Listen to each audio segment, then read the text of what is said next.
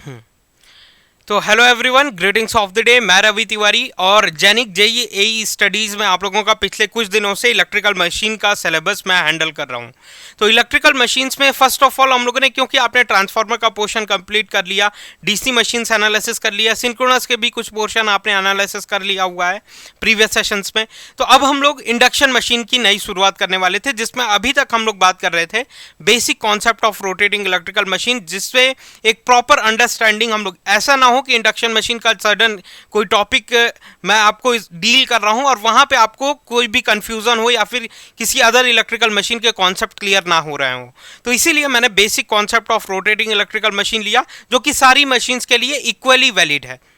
DC machines के लिए भी वैलिड है, सिंक्रोनस के लिए भी वैलिड है, इंडक्शन के लिए भी वैलिड है। तो फर्स्ट ऑफ ऑल हम लोगों ने देखा कि need of learning machine analysis किया हम लोगों ने। फिर उसके बाद हम लोग क्या फेजेस होने चाहिए किसी भी मशीन्स को एनालिसिस करने के लिए, वो सारी चीज़ें हम लोगों ने एनालिसिस किया। फिर किसी भी मशीन्स में फर्स्ट एंड फॉरमोस्ट अगर उसके सिलेबस में हम लोग इंटर कर रहे हैं, डील करना चाह रहे हैं, एनालिसिस करना चाह रहे हैं, तो फर्स्ट एंड फॉरमोस्ट एजम्पशंस क्या होने चाहिए उसके बारे में हम लोगों ने कुछ 3 टाइप ऑफ एजम्पशंस के बारे में हम लोगों ने बात किया।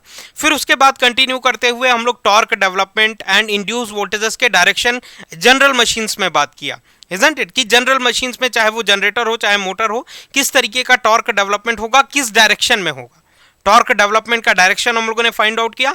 इंड्यूस वोल्टेजेस का डायरेक्शन हम लोगों ने फाइंड आउट किया कि चाहे जनरेटर हो मोटर हो, इंड्यूस वोल्टेजेस दोनों मशीन्स में हम लोगों को देखने के लिए मिलेगी।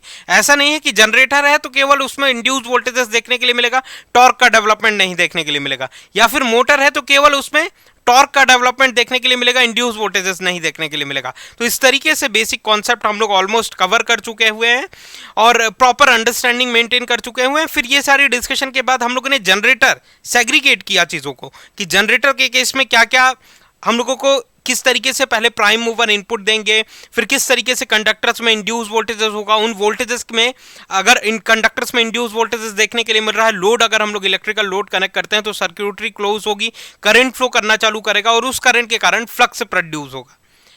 मैग्नेटिक फ्लक्स लाइंस प्रोड्यूस करने के लिए करंट रेस्पॉन्सिबल होती हैं, वोल्टेजेस से कोई रिलेशन नहीं होता ना, तो करंट इंपॉर्टेंट है मैग्नेटिक फ्लक्स लाइंस प्रोड्यूस करने के लिए।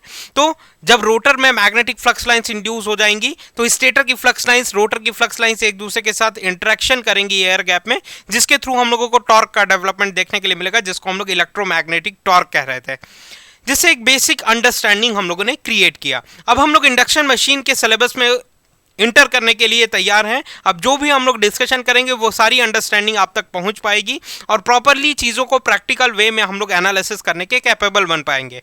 और ये सारे ऐसे टॉपिक्स हैं, कुछ इस तरीके से मैंने डील करने की कोशिश किया हुआ है कि एक बार अगर फ्रिक्शन फुल होके आपने लेक्चर्स देख लिया, उसके नोट्स बना लिए और प्रॉपरली सपोज करिए कि एक बार रिवीजन कर लिया या फिर एक बार अंडरस्टैंडिंग मेंटेन कर ली, तो ऐसे टॉपिक्स आप बिल्कुल भी भूलने वाले नहीं हैं पूरे life time.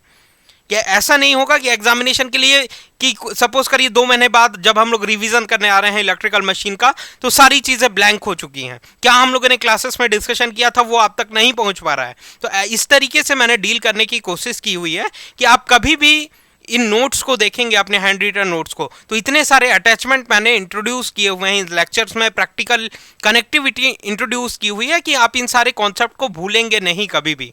As a complete electrical engineer आप बन के तैयार होंगे और किसी भी कॉम्पिटिटिव एग्जामिनेशन को अटेम्प्ट करने के कैपेबल हो पाएंगे। तो चलिए आज के सेशन से हम लोग इंडक्शन मशीन के बारे में बात करेंगे। एक नया स्टार्ट कर रहे हैं इंडक्शन मशीन, तो बेसिक से हम लोग लेके चलेंगे इंडक्शन मशीन्स में किस तरीके से अदर मशीन से डिफरेंट है, आर्मेचर रिएक्शन इंडक्शन मशीन में क्यों नहीं होता, ट्रांसफार्मर में आर्मेचर रिएक्शन क्यों नहीं होता, केवल सिंक्रोनस मशीन और डीसी मशीन्स में हम लोग आर्मेचर रिएक्शन क्यों एनालिसिस करते हैं। इन सारी चीज़ों पे हम लोग बात करेंगे और ब्यूटीफुल मैनर में इस सिलेबस को कवर करने की कोशिश करेंगे, जिससे आप कैपेबल हो जाएं, इफेक्टिव रूप से आपका प्रिपरेशन हो पाए कि किसी भी एग्जामिनेशन में जाके एक बेहतरीन परफॉर्मेंस आप दे के आएँ और किसी भी इंटरव्यूज़ में बैठ के एक पॉजिटिव इम्पैक्ट इंटरव्यूअर के सामने आप क्रिएट कर सकते हैं।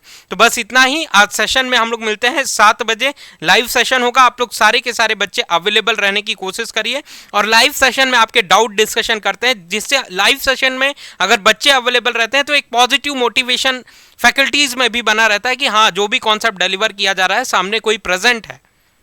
अदरवाइज ये एक रिकॉर्डेड सेशन की तरह हो जाएगा कि ऑलरेडी मैं लेक्चर्स अपलोड कर दूंगा, फिर आप देख लेंगे जब आपका मन करे। तो इस तरीके से चीज़ों को लेके ना चलिए। लाइव सेशन में प्रेजेंट रहने की कोशिश करिए, जिससे म्यूचुअल अंडरस्टैंडिंग, म्यूचुअल कपलिंग हम लोग क्रिएट कर सकें और पूरे सिलेबस में इफेक्टिव रूप से आगे बढ़ सकें। Thank you very much for this session. Next session में अगेन हम लोग 7 बजे के सेशन में मिलते हैं और सारी चीजें इंडक्शन मशीन के बारे में वन बाय वन डिस्कशन करते हैं। Thank you very much.